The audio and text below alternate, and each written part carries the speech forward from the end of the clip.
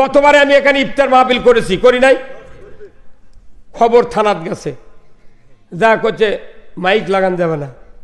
কি কথা? ইফতার মাহফিল করবো, বাপের এনে মিলাদ কর্ম, তাও করবে দেবে না। দেশত গরু চুরি হয়, হুন্ডা চুরি হয়, এগুলা তথ্য পুলিশ পায়নি এই 16 বছর। জামাত আর বিএনপির কিছু লোক এরা মিটিং করলি, কয় ইয়া অমুক জায়গায় গোপন তথ্যের ভিত্তিতে জিহাদি বই সহ সরকারের বিরুদ্ধে নাশকতার পরিকল্পনা করছিল, ককটেল তৈরির সরঞ্জামিতি সহ আমরা গ্রেপ্তার করতে সক্ষম হয়েছি। আজ তো মেলা মানুষ বলছে আয় ধরে লে যাক, আগে বড় তাই আয় ধরে লে যাক, কতক্ষণ না আমিয়া। তাহলে আপনারা কি সুখ পাচ্ছেন না?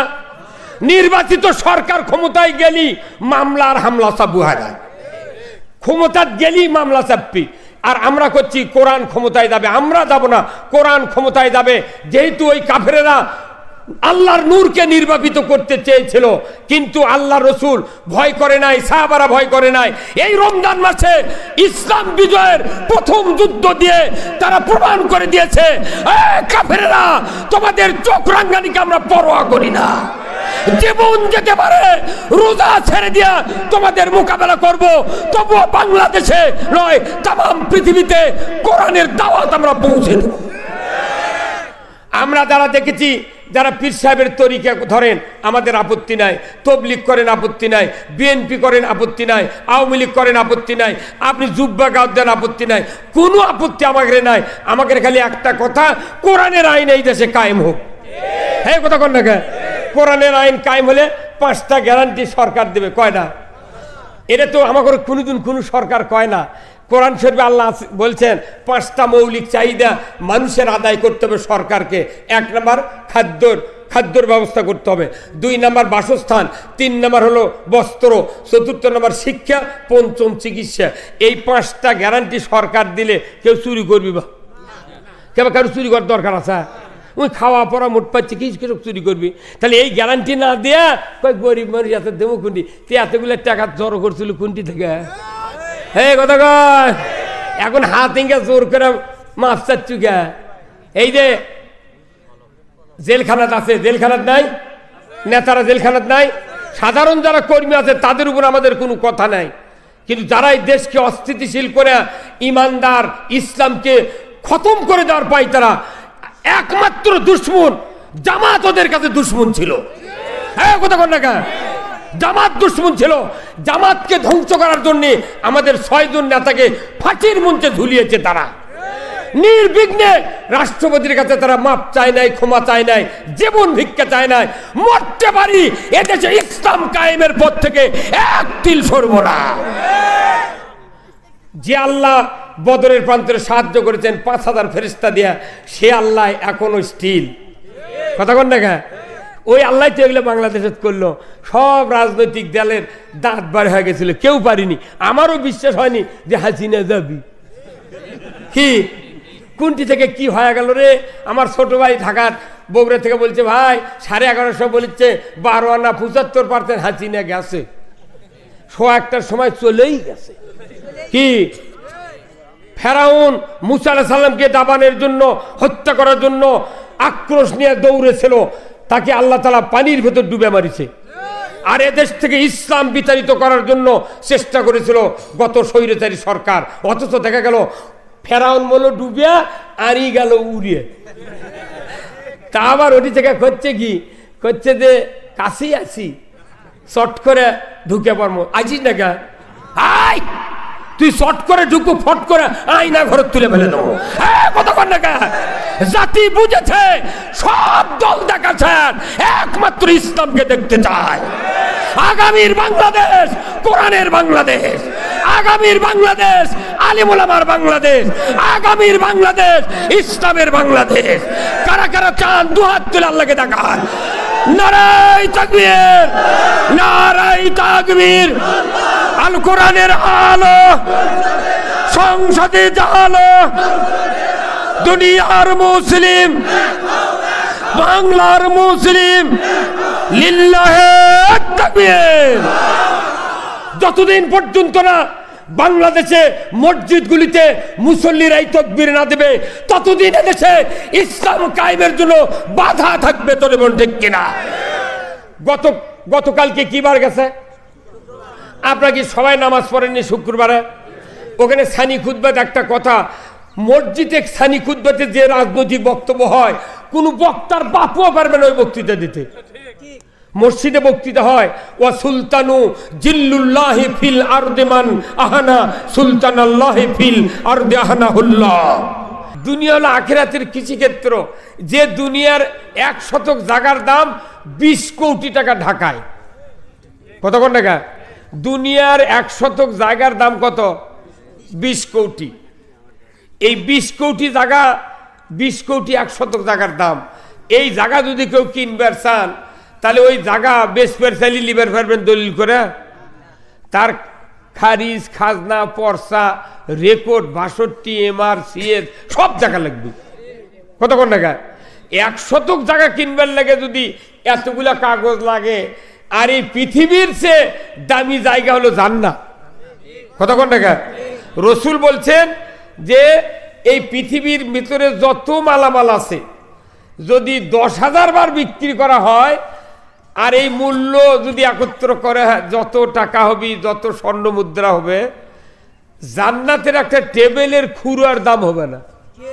সুবহানাল্লাহ বলা গেল না? জান্নাতের একটা টেবিলের খুরার দাম হবে না। তাহলে জান্নাতের আবার কত দাম, দুনিয়ার কত দাম? দুনিয়াতে 1 শতকের দাম 20 কোটি, আর জান্নাতের একটা টেবিলের খুরার দাম দুনিয়া 10,000 বার বেচলে মালামাল যা আছে তা দিয়েও একটা খুরা কেনা যাবে না। যেরকম আল্লাহু আকবার। আমি বিবেকের কাছে এটাই প্রশ্ন করতেছি আমাদের, যে তাহলে সবচেয়ে দামি জগৎ হলো মধ্য জগৎ। সেই জগতের নাম কি? দুনিয়া।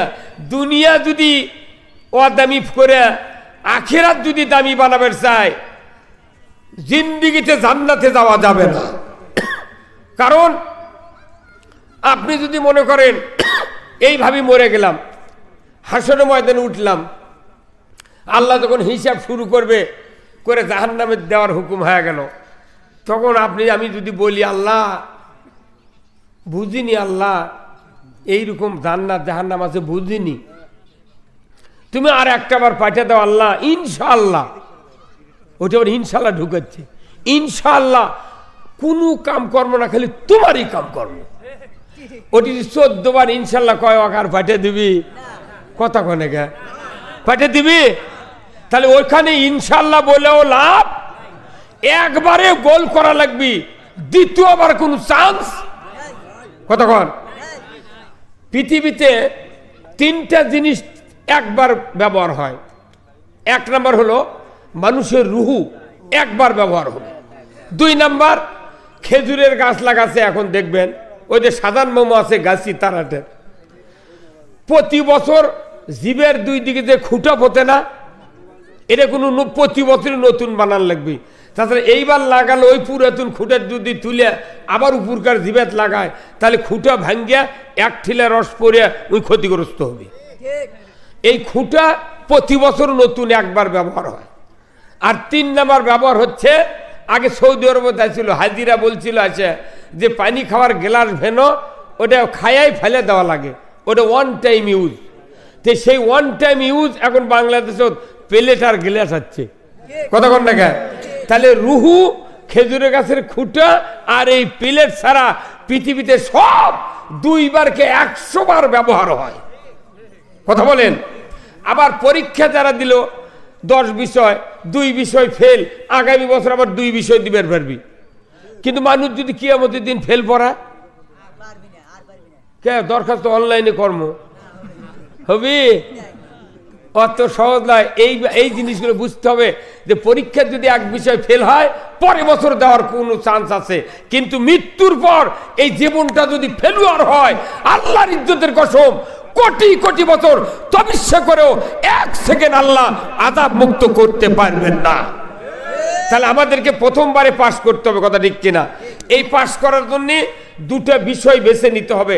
একটা হলো আল্লাহর আনুগত্য, রসুলের নেতৃত্ব।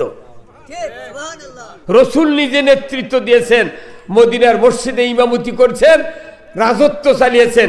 আল্লাহ তাআলা কোরআনে বলছেন আতিউল্লাহ ওয়া আতিউর রাসূল ওয়া উলিল আমরি মিনকুম।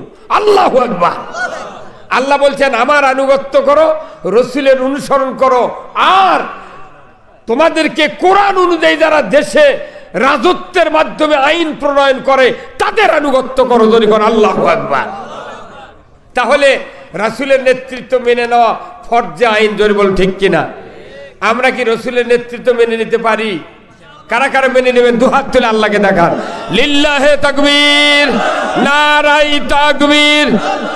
আল কোরআনের আলো, সংসদে আলো, দুনিয়ার মুসলিম, বাংলার মুসলিম, বগুড়ার মুসলিম, ভাটরার মুসলিম, তেঘরের মুসলিম, আমার নেতা তোমার নেতা। লিল্লাহে তাকবীর। রসুলের নেতৃত্ব যারা মেনে নেবে তারা আল্লাহর জান্নাতে যাবে, সুবহানাল্লাহ। কিন্তু আমি নামাজ পড়লাম, রোজা করলাম, সব করলাম, রসুলের নেতৃত্ব মানলাম না, জান্নাতে যাওয়া যাবে? তাহলে আমাদের সবচেয়ে জরুরি, আল্লাহ নিজে বলছেন আমাকে যদি ভালোবাসতে চাও রসুলের নেতৃত্ব মেনে নাও। যেরকম আল্লাহু আকবার। কার নেতৃত্ব?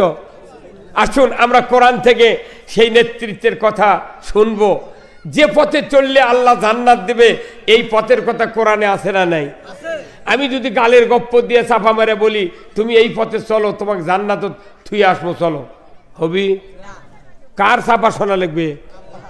আল্লাহর বক্তব্য শোনা লাগবে, তবে কি আমি জান্নাতে যাব। কথা ঠিক কিনা? জান্নাতে যাওয়ার এক নাম্বার পথ হলো ইহদিনাস সিরাতাল মুস্তাকিম। এটা কোন সূরাত আছে? এটা সূরা ফাতিহাত আছে। একটা মানুষ 40 বার করে দিনে পড়ে, খতম তারাবি 20 রাকাতে 20 বার পড়ে। কথা ঠিক কিনা? একই কথা, ইহদিনাস সিরাতাল মুস্তাকিম। আল্লাহ তুমি সরল সঠিক পথে পরিচালিত করো। তে সরল সঠিক পথ কার পথ? জোরগণ কার পথ? না কালমার্সের, ফেরাউনের, নমরুদের, হামানের কোন নেতার পথ? কার পথ? সোজা ওই পথে চললে মুক্তি হবে, অন্য কোন পথে মুক্তি মিলবে না। এখন মনে করেন এই যে আমার এক ভাইস্তা বক্তৃতা করলো আইয়ুব আলী আনসারী, এনার এই জুব্বা যদি উল্টো করে গাওয়াত দিয়ে আসলো হিনি বাড়ির থেকে, আপনার সবাই আমাকে না দেখে খালি জুব্বাই দেখলেন হিনি। কারণ জুব্বা উল্টো করার কারণে পকেট দুটা সাইডের বাইরে বলে হয়নি, বোতাম এটা ঘুরে উল্টে গেল হনি। তখন আপনারা মনে মনে বলতেন এই লোকটা বোধহয় বউ মরে গেছে। কথা ঠিক কিনা? এই লোকটা জামা কাট দিয়ে বাড়ালো, কেউ শুধরে দিল না। এখন আমি যদি এখানে ওনাকে দেখি তাহলে আপনাদের মধ্যে থেকে কেউ যদি বলেন হুজুর আপনি সব ভালো, জামা কে উল্টো, তখন উনি যিনি ধরে দিলেন, শুধরে দিলেন, তাকে বলিতে আপনার হায়াত দ্বারাস হোক, আল্লাহ আপনার জীবনের গুনাহ মাফ করুক, আপনার জন্য ধন্যবাদ। খালি উল্টা আছে, সিধা করার পরামর্শ দিতে কত দোয়া। তাহলে এটা হচ্ছে জামা উল্টান সিধা করার পরামর্শ দেওয়ার কারণে আপনি এতগুলো দোয়া পেলেন, নিয়ামত পেলেন। আর আমার আল্লাহ বলছেন তুমি যে ইহদিনাস সিরাতাল মুস্তাকিম, আল্লাহ তুমি সরল সঠিক সিধা পথে পরিচালিত করো। বলুন তো, সরল সঠিক সিধা পথে পরিচালিত করার কথা, পরিচালিত হওয়ার কথা, ওই সঠিক পথে চলার কথা নবী রাসূল বলেছিলেন। কথা ঠিক কিনা? হযরত ইব্রাহিম আলাইহিস সালাম বলেছিলেন নমরুদ আগুনত ফেলে দিয়েছে। কথা ঠিক কিনা? মুসা আলাইহিস সালাম বলেছিলেন ফেরাউন তারা ধরে 12টা রাস্তার ভেতর দিয়ে আল্লাহ দরিয়ার ভেতর পার করে দিয়েছেন। কথা ঠিক কিনা? আল্লাহ রসুল আপনার আমার নবী সিধা পথে চলার কথা কয়, মক্কার লোকের চোখের বারু হয় মক্কার থেকে হিজরত করে মদিনায় যাওয়া লাগলো। রসুল কি অপরাধ করেছিল? আল্লাহ রসুল খালি বলছেন চাচা আবু জাহেল তুমি যে পথে চলছো এই পথ উল্টা পথ, আর আমার পথ সিধা পথ। কি তুমি নবী হবে তা আমাকে চিঠি দিয়ে আল্লাহ জানাবি না? রসুলক বানাচ্ছে নবী, আর আবু জাহেলক বলে চিঠি দিয়ে পাঠান লাগবি। কি মরদ রে কথা কন। এখনকার সমাজের অবস্থা হয়ে গেছে তাই। হয়তো গরিব মানুষের বেটা এনা বক্তা হচ্ছে, মুন্সি হচ্ছে, তাই কোরআন হাদিসের কথা বলি কয় তুই কোনটি তো শিখুছ? কথা কন। তুই মুন্সি হলে মানা যাবি? আর আমি তো ওই জন্যই কই যে ধনী মানুষের বেটা যদি খালি বক্তা হতো, আলিম হতো, ধনী মানুষের বেটা যদি নফল ইবাদতের কথা বলতো, সমাজের মানুষ বলতো এটা ফরজ, কথা ঠিক কিনা? আর আমরা যখন বলেছি গরিব মানুষের বেটা তখন বলে, তখন কই আমার জমি তুই বাগি করে খাচ্ছ, কথা কন না কে? তুই আবার কথার দাম দেওয়া লাগবি, কথা কোন এটাই হচ্ছে। ওই সময় আবু জেহেল যা করছে আজ পর্যন্ত নয়, কিয়ামত পর্যন্ত বড় ময়দানে সেই কথাই হবে, কথা ঠিক কিনা? তাহলে আমরা এইরকম কথা শুনে কি ঘরের মধ্যে বসে থাকবো, না কোরআনের পক্ষে কথা বলবো? আল্লাহ তাআলা কোরআনে বলছেন, যারা কোরআন থেকে কথা বলে তারা সত্য কথা বলে। কি কথা বলে? তাহলে আসুন আমি শুধু মুক্তির পথ, নাজাতের পথের কথা বলবো। আচ্ছা বলেন তো, রোজা করলে জীবনের গুনাহ মাফ, এটা রসুল বলছেন, সুবহানাল্লাহ। রোজা করলে আল্লাহ তাআলা কোরআনে বলছেন তুমি খালি মুত্তাকি হবে, ভয় করা শিখবে, হালালকে হারাম বানা তোমাকে পরীক্ষা করা হচ্ছে, ট্রেনিং দেওয়া হচ্ছে। ভাত হালাল, স্ত্রী হালাল, পানি হালাল, সব হালাল, কিন্তু সূর্য উদয় থেকে অস্ত পর্যন্ত হারাম করে দিয়েছেন কে? যেটা ডাইরেক্ট হালাল সেটা হারাম করে দিয়ে ট্রেনিং দেওয়াচ্ছেন কে? তাহলে যদি ডাইরেক্ট হালাল হোক হারাম করে দেয় আল্লাহ ট্রেনিং দেওয়ায়, সেই মানুষ আবার হারামের কাছে পরে যাওয়া যাবে? হ্যাঁ, তাহলে এই দেশে সুদ চলে, ঘুষ চলে, জেনা চলে, চুরি চলে, অন্যায় অপকর্ম, মদ, জুয়া সব চলতেছে। আজকে দেশে যারা দরিদ্র তাদের কাছে ঘরে ঘরে সুদের অর্থনীতি পৌঁছার পর তাদের জীবনটা জাহান্নামে চলে যাচ্ছে, কথা ঠিক কিনা? যারা আমরা ধনী মানুষ আছি, ব্যবসায়ী আছি, আমরাও জাহান্নামে চলে যাচ্ছি। কারণ কি? সুদের অর্থনীতির কারণে। মনে করবেন না যে আমরা বিরাট কিছু থেকে বেঁচে গেছি। আমি বক্তা, আমারও পল্লী বিদ্যুতের বিল 2-1 মাস বাকি পড়ে। বিল যখন বাকি পড়েছে, গতকালকে আমার মসজিদে খুতবা লিখে দিয়েছে পল্লী বিদ্যুতের থেকে। আমাকে আপনাকে মসজিদে পাচ্ছেন নি 2-1 জন? হ্যাঁ পাননি? ওখানে একটা আয়াত, একটা হাদিস লেখা আছে। ওখানে বলছে যে বিদ্যুৎ অপচয় করা যাবে না। আচ্ছা ভালো, অপচয় যে করে সে শয়তানের ভাই, আল্লাহ তো কোরআনত কছে, এগুলা সব দিয়েছে ভালো। আচ্ছা, ইন্নাল মুবাজ্জিরিনা কানু ইখওয়ানা শাইতান। আচ্ছা এটা হলো আয়াত কছে, আবার হাদিস দিছে অপচয় করা যাবে না। আচ্ছা বলেন তো, পল্লী বিদ্যুৎ এত বড় আল্লাহর ওলি হয়ে গেছো, তে তুই বিল বাকি বললে সুদ লিচ্ছু গা? কত কনে গা? হ্যাঁ কতক্ষণ? বিল বাকি বললে সুদ লিচ্ছু গা? তুই এত বড় আল্লাহর ওলি হয়ে গেছো, খুতবা লেখা দিতে জুম্মার, কি এত বড় কাঁচি মেশে ঠাকাত পড়ছে, আমরা তোর খুতবাটি পড়ার লাগবে কারণ নাকি? হ্যাঁ কতক্ষণ? তাহলে এই যে ব্যাপারটা, মানুষের যখন সুযোগ সুবিধা নিজে আদায় করার সুযোগে আয়াত হাদিস আমরা খুঁজিচ্ছি।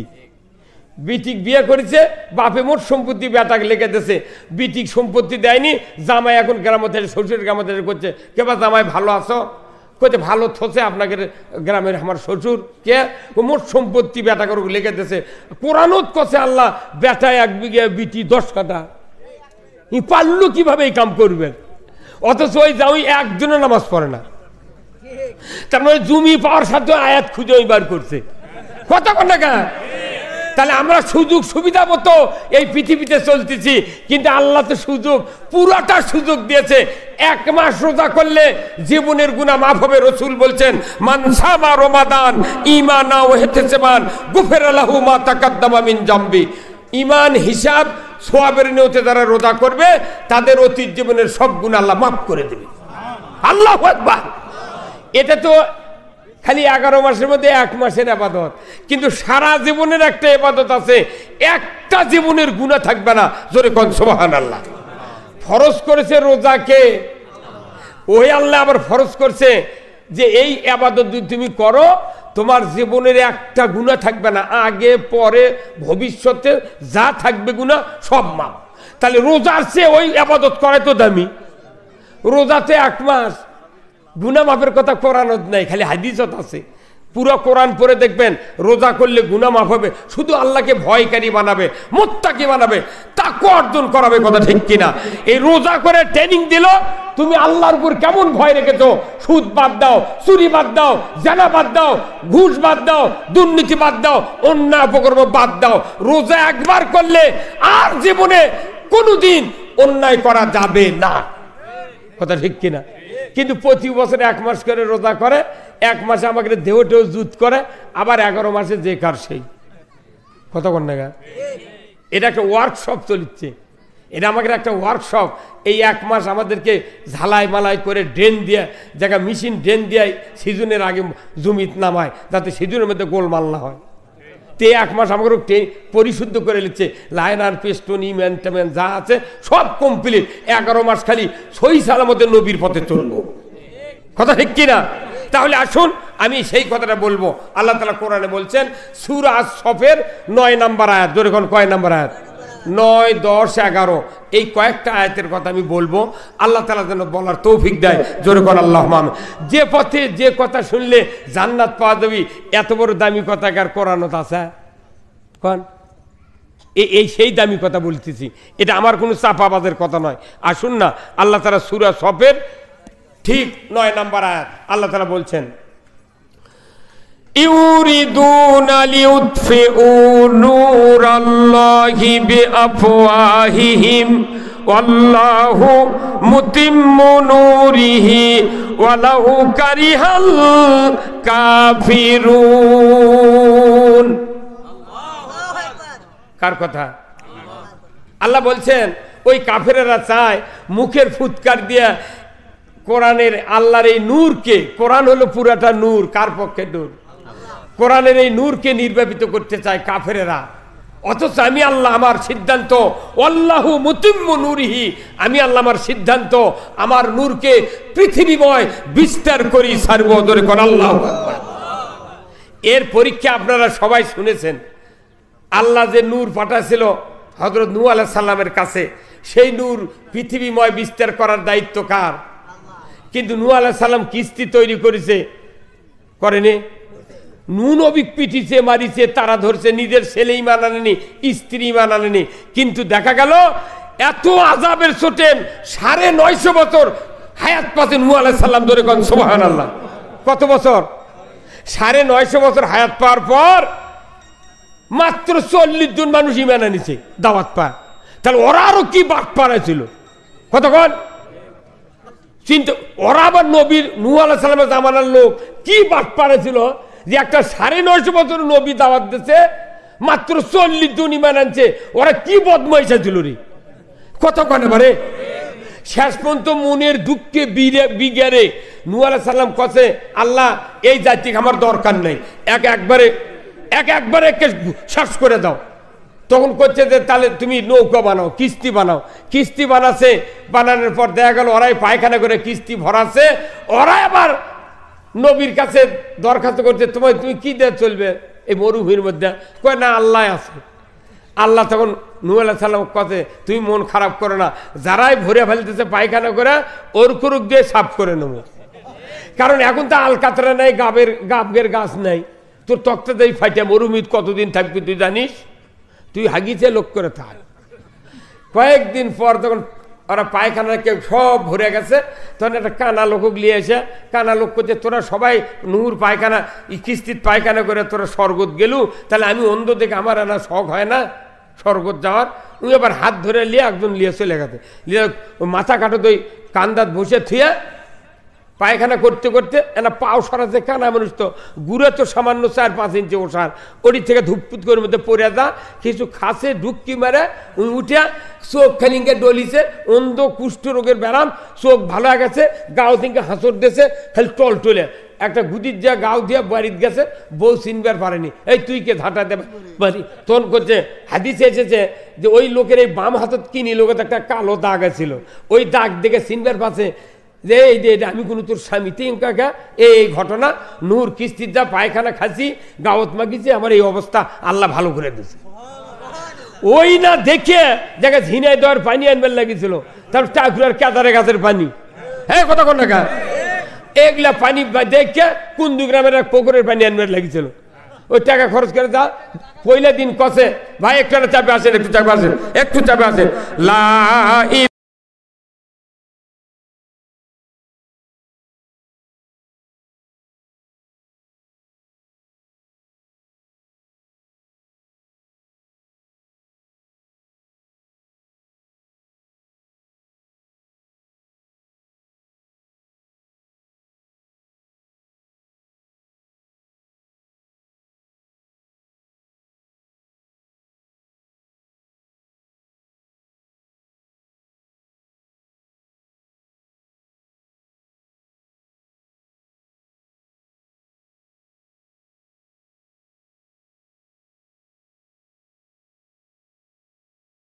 নূহ আলাইহিস সালামের পর নমরুদ আসলো পৃথিবীতে। পুরো পৃথিবীর বাদশা, 4 জন বাদশা ছিল পৃথিবীতে, 2 জন ইমানদার, 2 জন কাফের। একজন হলো নমরুদ বক্তে নসর, 2 জন কাফের, আর একজন বাদশা সুলাইমান, একজন জুলকারনাইন। এই ইতিহাসগুলো জানা লাগবে। আল্লাহ 4 জন মানুষের শাসন পুরা পৃথিবী দেখাইছেন। এখন নমরুদ যখন সারা পৃথিবীর বাদশা, আমাকে তো এগুলা 56,000 বর্গ মাইলের বাদশা, আর পৃথিবীর সূর্য অস্ত উদয়ের থেকে বাদশা নমরুদ। এই নমরুদের সময় ইব্রাহিমের বাপ বিয়ে করেছে, ওর মায়ের কাছে সুবের দেয়নি, যে না ওই ঠাকুর কছে যে ইব্রাহিম নামে একটা সন্তান জন্মিবি, এই আজর হবি তার বাপ, তে আজর তোমার বাড়ি, তুই আবার মূর্তি বানানোর ইঞ্জিনিয়ার, ওই কারিগর। ওই তো ওকে একটা বিয়ে দেওয়ার পর নমরুদ জানবার পাশে সেই দিন থেকে অগলে আটকে থতে, তোর বইয়ের কাছে যাওয়া যাবে না, তাহলে কোনো ইব্রাহিম আসবি। অথচ আল্লাহর কুদরত বিরাট ঘটনা, আমি সেগুলো কোরআনে আছে, আমি আর বলবো না। কারণ ইব্রাহিম আলাইহিস সালাম যখন নমরুদ ফেলে দিয়েছে, 40 দিন আগুনের মধ্যে লেটা করে বসে আছে। আল্লাহু আকবার। ওই নমরুদের প্রাণ কি, যে ইব্রাহিম যদি আসে পৃথিবীর, তাহলে তো আমার ধর্ম থাকবে না, নমরুদের ওই আল্লাহর ধর্ম বিজয় লাভ করবো। অতএব এক আগুনের দিয়ে পুড়ে শেষ করা লাগবে। এখন আগুনের দেশে 40 দিনে পোড়া তো দূরের কথা, ওর গায়ের একটা পশম পড়েনি, আগুনের উপর কারফিউ দিয়ে দিয়েছে কে? কুল্লা ইয়া নারু কুনি বারদাও সালামুন আলা ইব্রাহিম। ইব্রাহিমের জন্য তুমি শান্তি দানক হয়ে যাও। 40 দিন যখন পড়েনি, নমরুদ বাড়িতে বাইরে এসে করছে, কেরে আগুন, 60 বছর তো পূজা করছি, তুই দুনিয়া পুরিস, এক পুরিস না গা, তোর কি দায়িকা শক্তি কমে গেছে? তখন আগুনের জবান খুলে গেছে। আগুন করছে, নমরুদ আমার দায়িকা শক্তি কমিছে কি বাড়িছে, তুই তো দেখিস নি, তুই ইব্রাহিমক তুলে দে, তুই আনা নামে। আল্লাহু আকবার করলেন না গা, আল্লাহু আকবার। খালি করছে তুই আমার এই ইব্রাহিমক তুলে দিয়ে তুই আনা নাম। পেঁয়াজ আর রসুনের শোষা তো কি গতিতে পড়ে, তার চেয়ে 100 ডিগ্রি বেশি গতিতে তুক ছাই করে ফেলে দেবো। আল্লাহু আকবার। রাসূল হাদিস শরীফ পরবর্তীতে বলেছেন, ওই দিন নমরুদের মেয়ে ছিল দোতলার উপরে, ওই আগুনের বক্তব্য শুনে তখনই ওর বিটি ঈমান এনেছে ইব্রাহিম আলাইহিস সালাম। সুবহানাল্লাহ। আবু জেহেল চেয়েছিল যে মুহাম্মাদের এই নূর কথা দাওয়াত এই মক্কাতেই শেষ করে দেবো, কিন্তু পারিছে? মদিনাত চলে গেছে। মদিনাত হাজার হাজার মানুষ আনসারেরা রসুলকে কোলে করে নিয়ে, বুকে করে নিয়ে তারা নিরাপত্তা দিয়েছে, কথা ঠিক কিনা? এই যে আমরা তলবিয়া পাঠ করি মিলাদের পর, তলা আল বাদরু আলাইনা মিন সানিয়াতিল বিদাই ওয়াজাবাত শুকরু আলাইনা মাদা লিল্লাহি দাই। কি মোহব্বত দিয়ে আমরা পড়ি, কি কথা ঠিক কিনা? কিন্তু এটা কোনো মদিনার আনসারেরা রসুল যেদিন মক্কা থেকে হিজরত করে যায়, এই দিন এই তলবিয়া পাঠ করছে। সেটা আজও আমাদের সমাজে পাঠ হচ্ছে, কিন্তু নবীর কাম যারা করে তারপর বুকের সাথে জোরে ধরে না। নবীর বিরুদ্ধে কাম যারা করে তারপর দই খিলে, হ্যাঁ কথা কন না গা, তার সাথে কত মিতালি বন্ধুত্ব, অথচ নবীর কাজ করলে কয় না উই আবার কি, কথা কন না গা, হ্যাঁ কথা কন। তাহলে আবু জেহেল চেয়েছিল মুহাম্মাদের এই দাওয়াতকে, এই মিশনকে মক্কাতেই খতম করে দেওয়া, কিন্তু দেখা গেল পরবর্তীতে আল্লাহ বললেন আল্লাহু মুতিম্মু নূরিহি, আমার সিদ্ধান্ত, আমার নূর আমি পৃথিবীময় বিস্তার করি সর্বদরে। কোন আল্লাহু আকবার। সারা পৃথিবীতে রসুলের এমন কোনো সেকেন্ড নাই, ক্ষণ নাই, মিনিট নাই যে সেখানে আল্লাহর নবীর নাম উচ্চারণ না হয়। পৃথিবীতে আপনারা ইতিহাস পড়ে দেখবেন, গুগলে সার্চ দিয়ে দেখবেন, ফজরত থেকে শুরু করে সারা পৃথিবীতে 1 সেকেন্ডও আযান ইকামত বন্ধ থাকে না। তাহলে আপনি কেমন করে বুঝলেন রসুলের আপনি আওয়াজ বন্ধ করবেন? রসুলের উত্তরসূরি হলো আল উলামাও ওয়ারাসাতুল আম্বিয়া, আলিমগণ নবীর ওয়ারিস।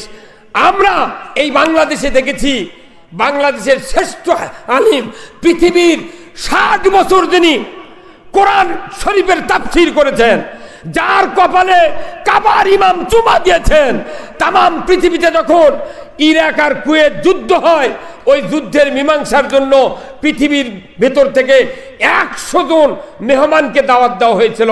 তার ভেতরে 3 নাম্বার মেহমান ছিল আল্লামা সাঈদী সাহেব। এত বড় মুফাসসির, সারা বিশ্বে ইসলামী হুকুমত কায়েমের জন্য 20 শতাব্দীতে এত বড় আলোড়ন সৃষ্টিকারী বক্তা আমার জগতে আমি জীবনেও দেখি নাই। সারা পৃথিবীতে, সৌদি আরবে 18 সালে গিয়েছিলাম, সাঈদীর কথা কলি বুকের সাথে বুক মিলে। আর কত নেতা নেত্রীর কথা শুনলে থুতা দেয়, কথা কন না কে? আরবিতে কয় হাইওয়ান, আরবিতে কয় হাইওয়ান, খিনজির, এইগুলি কয়। আর আমাকে যখন সাঈদীর কথা বলি, আহা, তখন দেখা যায় মানুষ পাগল হয়ে যায়। আল্লাহু আকবার! এই মানুষটাকে মিথ্যা মামলা দিয়া, রাজাকারের ধোঁয়া দিয়া, ধর্ষণের ধোঁয়া দিয়া তাকে জেলখানায় 13 বছর রাখা হলো। 13 বছর রাখার পরেও হাজার, আমাদের 6 জন নেতাকে ফাঁসির মঞ্চে ঝুলিয়ে ফাঁসি দেওয়া হয়েছে। বাংলাদেশ জামাত ইসলামী যদি 20,000 বছর চেষ্টা করে, মাওলানা মতিউর রহমান নিজামীর মতো, মীর কাসেম আলীর মতো, আলী আহসান মোহাম্মদ মুজাহিদের মতো, আর আব্দুল কাদের মোল্লার মতো একটা লোক আমরা তৈরি করতে পারবো না। ওদের ইচ্ছা ছিল ওই আবু জেহেলের ওই কাফেরের মতো, যে মুখের ফুৎকার দিয়া এই দেশ থেকে বাংলাদেশ জামাত ইসলামীকে মানে নিভিয়ে দিতে চায়। কিন্তু আল্লাহ বলেছেন আল্লাহু মুতিম্মু নূরিহি। কতক্ষণ না, আমরা নিজেরা প্রতিষ্ঠিত হওয়ার জন্য, নিজেরা ক্ষমতা দেওয়ার জন্য আমরা এদেশে বাংলাদেশ জামাত ইসলামী করি না। আমরা জামাত ইসলামী করি এদেশের মেহনতি, খেটে খাওয়া, ধনী গরিব, হিন্দু মুসলিম সকল জাতির লোকদেরকে শান্তিতে নিরাপত্তায় বসবাস করার গ্যারান্টি দেওয়ার জন্য আল্লাহ যে বিধান দিয়েছেন কোরআনে, এই বিধান কায়েম করতে চায়। এই কোরআনের বিধান যদি সুদ হারাম হয়, হিন্দুর উপকার, মুসলমানের উপকার। কিন্তু আমাদের দেশে মোটামুটি এই 5ই আগস্টের পর আপনি দেখেন, 5ই আগস্টের আগে আমরা অনেক কয়বার বাংলাদেশ জামাত ইসলামী এমপি নির্বাচন করেছি। মানুষ ভোট দেয়, চূড়ান্ত হারে ভোট দেয়, কিন্তু আমরা ক্ষমতায় যেতে, কারণ আমরা 18টা 10টা 20টা করে নমিনি দিই। তাও কোনটি দেয়? বাইটেলা ছিল আসন, জিরি জিরি হবার পারবে না, সেটি আমাকে রোগ দেয়, কারণ আমরা তো পালা বেটা, কথা কন না। এখন ওই হচ্ছে কি, একটা মানুষের একটা গাভী আছে আর একটা 3 বিঘা জমি আছে। এখন এই জমি আর এই গাভী থেকে বাপ মরে গেছে, মাও মরে গেছে, আর 2 ভাই, বড় ভাই চালাক, ছোট ভাই না অবধ। বড় ভাই করছে, ভাই যেহেতু বাপ মরে গেছে আর একখান থাকে কি ভেউ ভাও বাইটালি লাও, তখন ওই 1.5 বিয়ে করে বাইটালেছে। নেওয়ার পর করছে গাভীটা কি করবে, করছে গাভীও বাঁচানো। তখন বড় ভাই করছে, ভাই এক কাজ কর, আমি গাভী যদি বাঁচালিস তাহলে আমাকে পেছন সাইড দেওয়া লাগবে। বড় ভাই চালাক, ওই পেছন সাইড লেছে, আর এই ছোট ভাইকে অবদক দিয়েছে সামনের সাইড দিয়ে কষে দেখে, ভাই শোন, তুই আমার লিজের ভাই রে, আমরা বাপের এগুলো পাইছি, এলে টিকে রাখা লাগবে।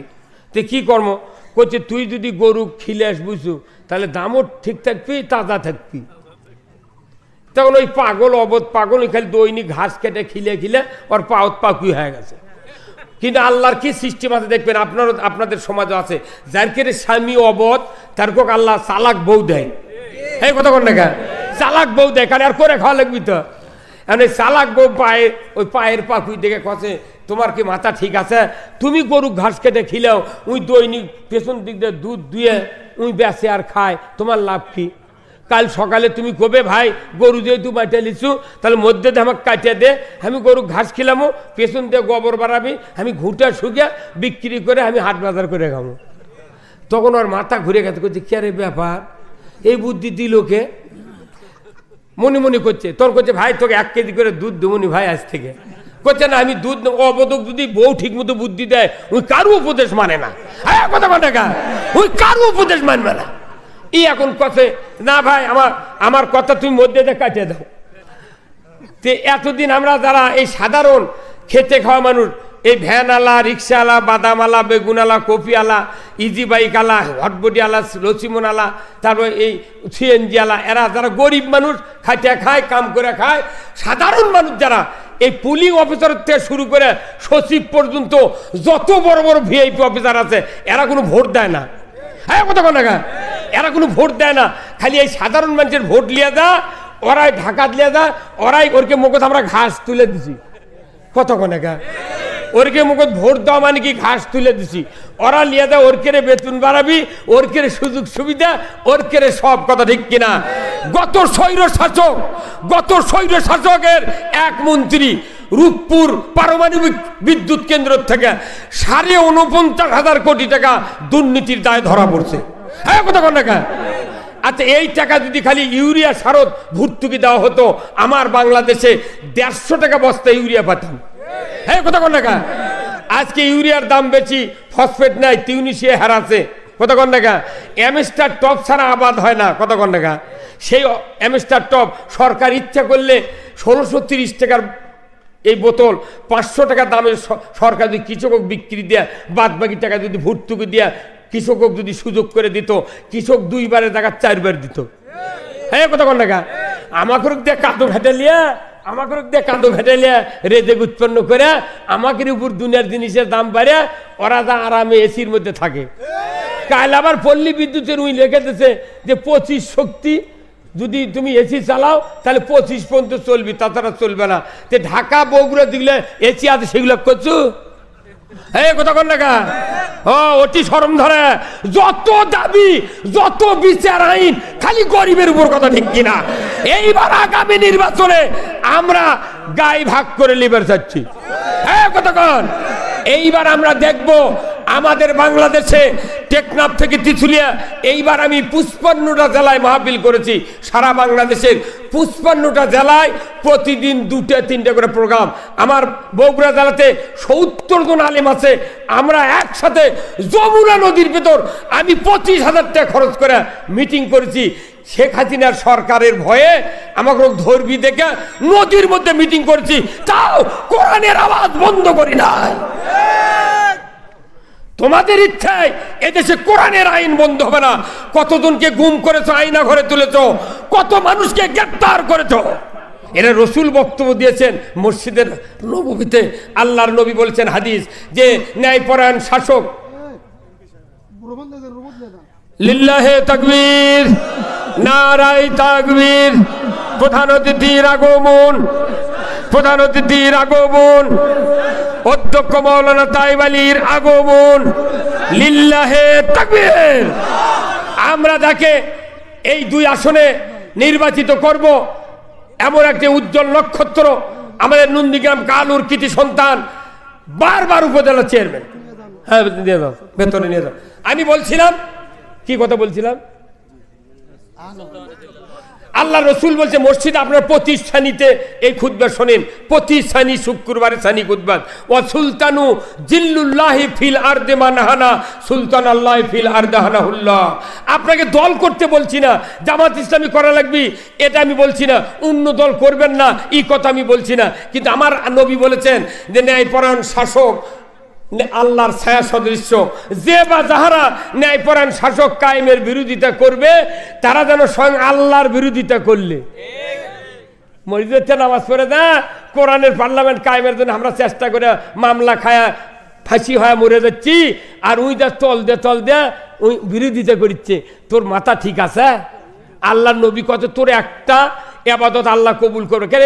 আমি বিটিক বিয়ে দিছি, হুন্ডা দিবার চাচ্ছি ইরি কাটে, কতক্ষণ টাকা ইরি কাটার আগেই বিটি খালি জামাই পিটিচ্ছে, হুন্ডা দেবো কে যাবে না, যাওয়া যাবে না, ওটি মানা করে দেন মোবাইল, আমি আসছি তাহলে ওটা করে আসুক,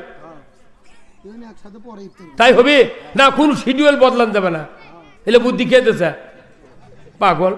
আমি অরিজিনাল দাওয়াত দিচ্ছি একদিন, কোনো প্রোগ্রাম নেওয়া যাবে না, 3 আসা লাগবি, বাড়ি ঘর এখন নন্দীগ্রামত করা লাগবে, কথা ঠিক কিনা? নন্দীগ্রামের মানুষ তাই বালিকে চায়, আমরা সব দেখেছি, কথা ঠিক কিনা? আমি বলছিলাম যে ন্যায়পরায়ণ শাসক কোরআন ছাড়া হবি তো আর সুদ হালাম কেউ করবি কোরআনের পার্লামেন্ট ছাড়া? তাহলে কোরআনের পার্লামেন্ট আমরা কায়েম করব, সুদ হারাম হবে, পর্দা ফরজ হবে, জানা বন্ধ হবে, চুরি বন্ধ হবে। একটা চোরের হাত যদি কাটা হয় আইন করে 5টা গ্যারান্টি দেওয়ার পর, একটা চোরের যদি হাত কাটা হয় চুরি হবে কেবা? চুরি হবে। যে তুমি চুরি বন্ধ করার জন্য আল্লাহর আইন কায়েম করা লাগবে, নামাজ কায়েমের জন্য আল্লাহর আইন কায়েম করা লাগবে, মদ জুয়া গাঁজা বন্ধ করার জন্য আল্লাহর আইন কায়েম করা লাগবে। তে আল্লাহর আইন কায়েম করা, আল্লাহ কোরআনে বলছেন আনা কিমুদ্দিন ওয়ালা তাতাবাররাকু ফিহি, তোমরা আমার দিন কায়েম করো, এ ব্যাপারে মতপার্থক্য করিও না। যখন আল্লাহু আকবার। তাহলে এই দিন কায়েম করা, নামাজ কায়েম করা যেরকম ফরজ, তার চেয়ে বড় ফরজ হলো আল্লাহর আইন চালু করার কথা, ঠিক কিনা? তাহলে আসুন না, আমরা আল্লাহর আইনের যারা কাজ করি আমরা কি অপরাধী? হ্যাঁ, তাহলে কার কাছে অপরাধী? যারা আল্লাহর আইন চায় না, কথা ঠিক কিনা? আমরা দীর্ঘদিন এই 54 বছর ধরে আমরা সরকার বহু দেখেছি, দেখিনি? হ্যাঁ, আচ্ছা আমরা ভোট দিয়েছেন কিন্তু আমরা ক্ষমতা পারবেন না, মানছে কয় হুজুর বারবার ভোট দিই, আপনার কিছু হয় না, কেমনি হবি? এই যে 11,000 ভোল্টেজের লাইন গেছে আমার বাড়ির দক্ষিণ ধার দিয়ে, আর গরিব মানুষ খোলার মধ্যে বা ধনী মানুষ খোলার মধ্যে গাছ লাগাচ্ছে ইউকালেক্টার, ওরই উপর দিয়ে লাইন টানবি, আমরা কোনদিন জানো শোনো? হুট করে লাইন টেনে লেগে গেছে, ওই গাছ যখন এনা বড় হয় বছরে 2 বার এসে হাসুয়া দিয়ে মাথা কেটে দিয়ে যায়। ওই গোঁজের ওই গাছের অবস্থা, গাছ নেই, ওই একটা গোঁজ